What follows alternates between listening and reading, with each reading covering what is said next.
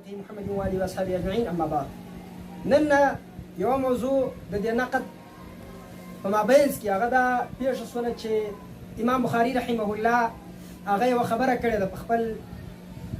په خپل مؤلفاتو کې دی یو خبره کوي، وایي ما وضعت في كتابي الصحيح حديثا الا اغتسلت قبل ذلك وصليت ركعتين. وایي ما چې هر روایت په خپل صحیح کې ایښی دي نو یو وار مې غسل ورته کړی دي، بیا مې 2 رکعته نفل ورته کړي دي، او دا رقم دی یو وار بل د دې څخه مخکې دی وایي چې ما هره ترجمه ایښې ده نو هغې ته ما یو وار 2 رکعته نفله کړي دي، 2 رکعته نفل مې هغې ته هم کړي دي. نو اوس مستشرقین او یا د مستشرقینو هم نظره هم فکره خلک یا د دې څخه زموږ بعضې شیوخ زموږ بعضې مشایخ د حدیثو هغه هم د دې مفکورې څخه متاثره شوي دي. اصل امام بخاري رحمه الله د دې احادیثو د بخاري انتخاب د 6 لکو احادیثو نه کړی، او د 6 لکو احادیثو یا دا خلک چې دا په لکاو لکاو احادیث یعنې دا خو یو بل تحقیق دی چې هغه څه ته وایي. د 6 لکو احادیثو نه دا انتخاب کړی دی، دی باره د 6 لکو څه دا حساب ورته کوي، باره وایي دا 1,200,000 رکعت لمونځ کېږي، دا ناممکنه. دا دونه عدد ذکر کړي او په داسې شکل ذکر کړي، بیا داسې ساده سړی هغه چې خالص دا تحقیق وګوري باره خو نو دې ته وګوري چې او بیا بس بیا د ده نوم پټ کړي، باره یې په خپل تحقیق باندې نشر کړي. بیا څه ووایي؟ وایي دا امکان نه لري چې دونه احادیث جوړېږي. وروره د امام بخاري صاحب خبره یې ور وګوره، هغه وایي ما چې کوم روایت چې ما ایښی دی ما د هغه مخ 2 رکعته کړي دي. مطلب دی نه دی چې کوم چې پراته دي هغو هر یوه ته مې کړی، یعنې 6 لکو ته مې کړي. دا مقصد یې نه دی، نه دا هدف دی، بلکې هدف یې دا دی چې کوم روایت چې ما دلته ایښي دي هغو ته مې 2 رکعته هغو ته چې کښې د حساب ورته وکړي دا اوس محاله ده که ممکنه ده واقع ده. یو وار خو دا واورئ چې امام بخاري رحمه الله و هر حدیث ته چې په صحیح کې ایښی دي 2 رکعته نفل کړي دي، یو هره ترجمه ته چې دی ایښی دی هغه ته یې 2 رکعته نفل کړي دي، او د هر حدیث مخکې یې غسل کړی. دا 3 امور دي. اوس په بخاري کې روایات څو دي؟ روایات یو مکررات دي یو غیر مکررات دي. یو هغه دي چې په تکرار در راوړي، یو هغه دي چې بغیر تکرار در راوړي. چې په تکرار در راوړي دي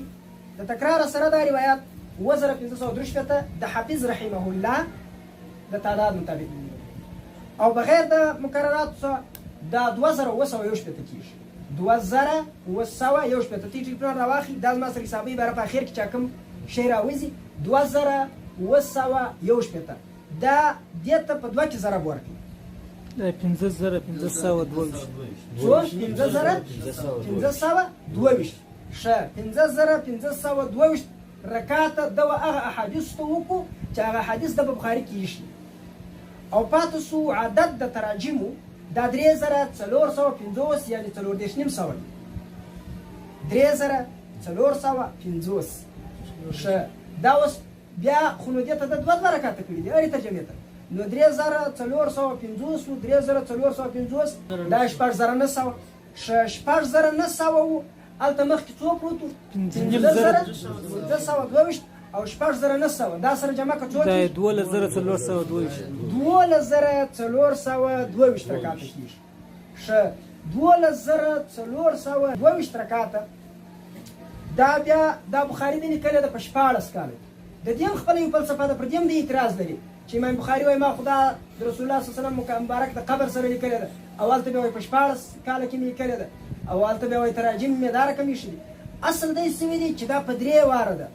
یو دا دی چې دی انتخاب کوي، دا یو وار. یو دا دی چې دی دا تراجم ایږدي، دا تراجم یې دا هلته ایښدي په مدینه منوره کې، بیا چې یو حدیث پکې ایښی دی بیا په بلدانو کې ایښدي، نو دا په 14 کاله کې دا رقم ده. بهرحال دا خو یو بل تحقیق دی، خو اوس چې راواخلې دا چې په 14 کاله تقسیم کړي 12,422 تقسیم پر 14 څو کېږي؟ 906 راووت. 906 د کال پر ورځو تقسیم کړه څو کېږي؟ د کال ورځې تقریبا 354 ورځې قمري. 906 دا تقسیم کړه پر 354 څو راوځي؟ د 2 رکعات هغه اشاریه دې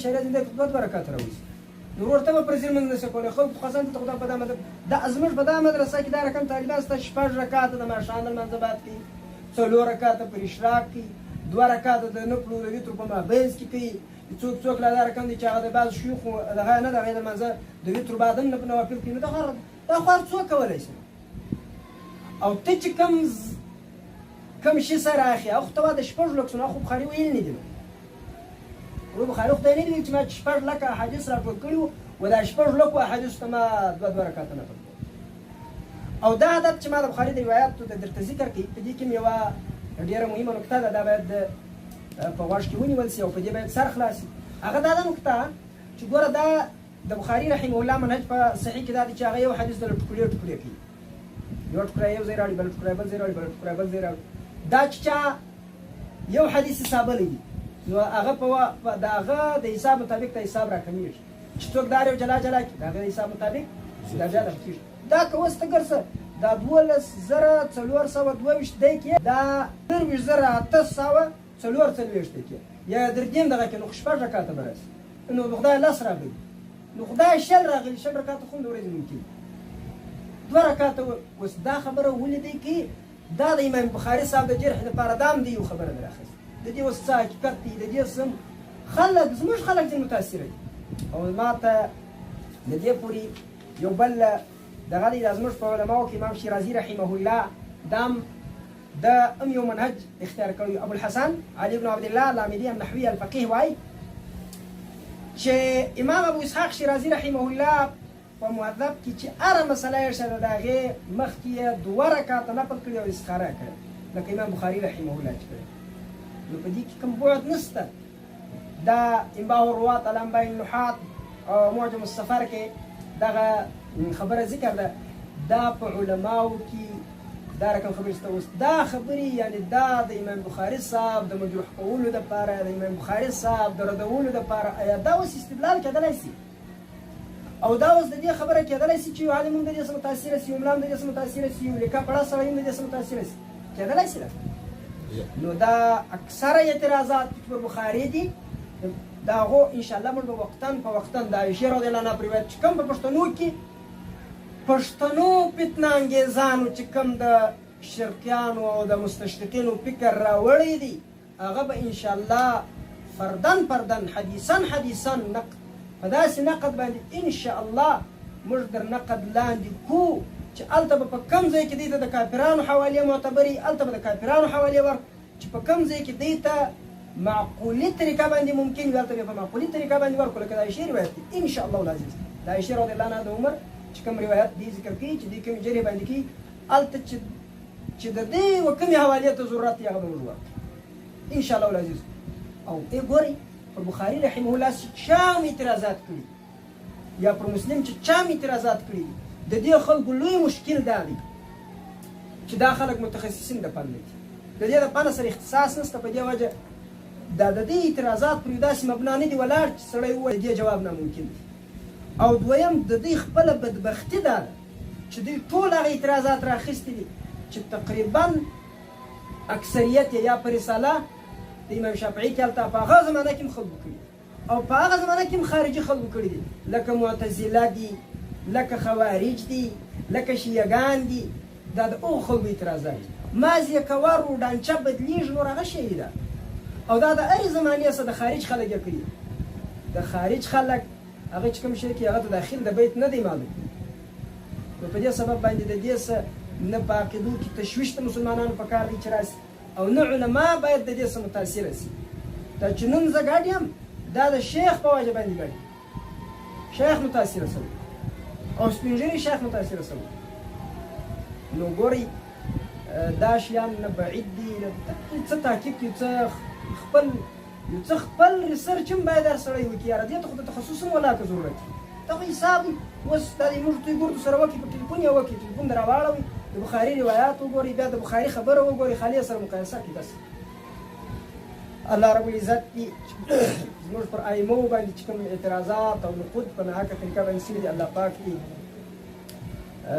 زموږ سره راخلاص کړي قبل د دې چې موږ د بل سره وخلاص او یوه نادره چې کله دا تحقیق ما زموږ د دغه ملګرو متخصصینو مخ ته کېښوو نو دا خو چونکې زموږ دا طریقه ده چې موږ دا کتاب خبره نه منو او بې تحقیقه یعنې او زموږ دا طریقه ده چې موږ دا چا خبره نه منو او زموږ دا دغه دی زه خلکو ته دا وایم وروره ته زما سره کومه نظریه کې اختلاف لرې په سړه سینه خپل اختلاف ښکاره کړ.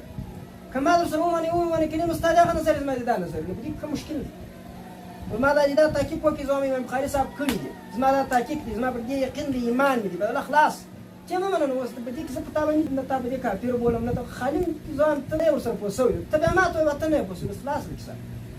خو خیر زموږ چې دا کله دا تحقیق دغسې پېښ کړي، د خاکه مې پېښه کړه، نو زموږ سره ملګري وو، دلته به دا ټلیفون کې یو دانه شی دی، هغه وایي چې تورې ورته ولیکې دی جواب درکړي، چې ته خبره ورته ولیکې دی جواب درکړي.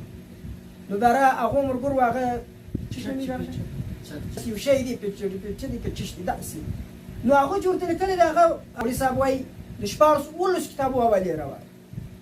د 14 کتابو. نو بیا خو هغه خو زموږ ملګري دي، نو خو د دې کتابو ته ناست دي، کتابونه خو ګره داسې پراته دي. نو بیا چې هغه په دې کې کومه دي، په دې کې کومه دي، یو وررداوي، بس هغه بل وار بیا ورته راواستول نور کتابونه، هغه بیا دلې پراته دي، بیا نور کتابونه. پای دا شپږ واره هغه ورات کړي، هغه بیا ورته وایي ماشاءالله دا رقم سړی موږ نه دی لیدلی چې دغونه تحقیق کړي، ته ډېر ښه تحقیق کوې. ښه نو زه خو تحقیق کوم، نو تا به خطا ایستلي څوی، زما تحقیق خو مه شروع کړو. په اخر کې یې د هدس ساري، زه دې ته باید اشاره وکړم چې د دې کتاب نوم هدس ساري دی. هدي الساري هم په ځینې مخطوطاتو کې دی، هدس ساري دی، خو اصح هدس ساري دی. چې په هدس ساري د ابن حجر کې دی، هغه هدس ساري مې مخ ته پرته ده، دغه یې تورې دي ورواستول. باره ورته وایي اخر کې ورته وایي یو معتمد عالم داسې نشته چې په دې باندې اعتراض کړی. انشاءالله موږ چټ جي پي ټي دی که چټ جي پي ټي دی، دا هم انشاءالله په خپل تحقیق در ماتوو. هر دروغجن، هر کذاب، هغه که د کمپیوټر په شکل کې دی، که د پي پي ټي په شکل کې دی، که د هر شي په شکل کې دی، هغه به ماتېږي دلته انشاءالله په دې ویل. باره یې ده ته ورواستول چې اوس دی دا خط درته ووایي ګرده، دا د ده په دا ټلیفون کې د امام ګرد ووایي، ده هم ګرد ویلی. په اخر کې د هغه بې لیکلي وه چې بس دا هېڅ یو معتمد عالم نه دی، دا هېڅ یو معتمد عالم نه دی لیکلي وروره، دا یو محال کار دی.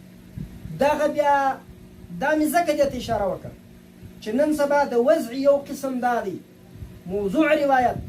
دا زوی مړي ته ورکړه، دا سند عمر جوړ کړي، دا متن عمر جوړ کړي، دا د بخاري روایت حواله هم درکړي. بیا خو نو زموږ خلک دي بیا نو بیا څوک تحقیق کوي، او خو د دې خبرې تحقیق لا نه کوي چې امام بخاري رحمه الله 2 رکعاته نفل حدیث مخته کړي دي که نه دي کړي، دا لا دغه ورسره مني،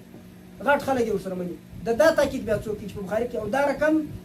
3 روایات زما څه پوښتل سوي دي چې د بخاري او د مسلم یا د دواړو حواله ورکړي، ما چې بیا کتلي هغه نشته بخاري کې، هغه دته دا چې دی که چش دی دغه ورکړي. نو دا هم یو سخت داسې یو ګزار دی مسلمانانو ته چې د دې سیم باید ځان وګوري، خاص کر اهل علم. وروره فن زده کړي بیا هېڅ ته ضرورت نشته، چې فن نه یې زده د دا شان راپورته کېږي، بیا ډېر لوی مشکلات جوړېږي. سبحان ربک رب العزة عما یصفون وسلام علی المرسلین والحمد لله رب العالمین.